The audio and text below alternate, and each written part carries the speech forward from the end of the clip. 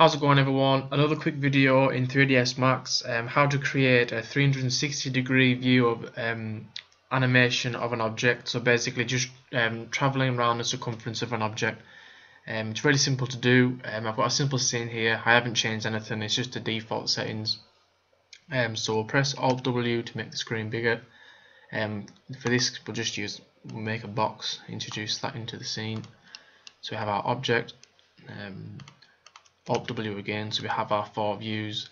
First thing you want to do is go to the top view, go over to here to the right, go to shapes and add a circle, click in the center of your box and drag outwards, so you have a circumference around your box. Now you need to introduce a camera, so go to camera. For this we'll just use a free for now, but we will change that later. Click into the scene,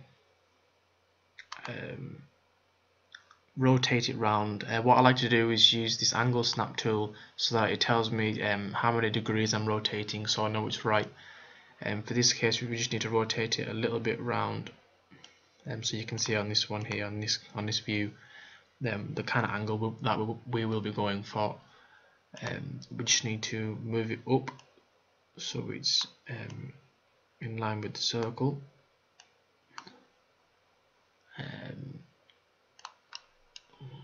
Make this bigger so you can see.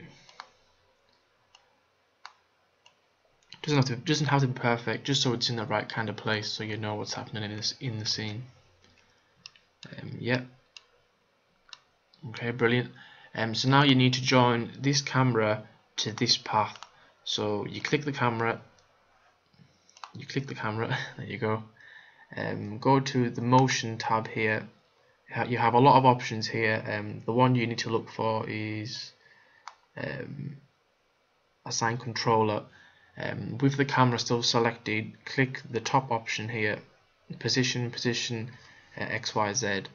Once you've selected that, assign controller, this little book here with the green tick, if you click that, this list will appear. Choose path constraint, because we want the camera to follow this path in a 360-degree rotation. So OK.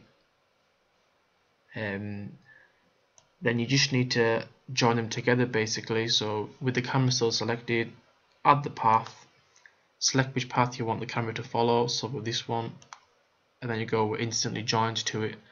Don't worry if the camera is facing the wrong way, because we can easily change that now. A good thing to know is that you down at the bottom here at the timeline, Max has introduced keyframes already, so if you play the animation you'll notice how the camera is facing the wrong way but it's on the right path. My camera's lagging on the computer a little bit but you get the idea. So what you need to do now is go to the camera and use the rotate tool and just rotate 90 degrees in this case. So your camera's on the right path. What you need to do now is basically get the path in the right position. So select the path, select the y-axis and just drag up, say around there, just like above the object. So you have like a basic circumference at the right angle. So yeah, this might be a better one to see. If it'll load, there you go.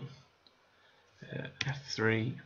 You can see that the camera is facing the object and it's on this path, so it'll go around. Yep, so that's great. If we play the animation now, make one scene a camera and play it, you notice how we're going around it but we're losing the visual of the object itself. That's because it's a free camera, so it's facing the wrong way but it's on the right path. So we'll take it back to 0, 0. Click the camera, go to the modify tab, and you want to turn it from a free camera into a target camera, and this will instantly give it like a target spot which it will follow the whole way around. So now if you rotate it, if you play the scene, and you notice how the camera is staying in the center and the target is also staying in the center. So when you render your animation, you'll have you'll have a basic 360-degree view of your shape as it rotates around. Another quick thing you could learn, say we have a basic shape here, what you could do is right click on the line on the path, convert it to edit spline, however you want to pronounce it. Press this little black box and choose vertex, and these bring up all the points in the shape. So now here, if you have your move tool selected, you can choose a point, move it up, and you can see how it bends in this scene here, and you can see how it's curved in this one here, so that when the camera goes around, it'll have like a different height than before. So you can create some interesting visuals by simply modifying this path. So we'll get off that, click the modify the vertex, sorry, go back onto that, have your scene.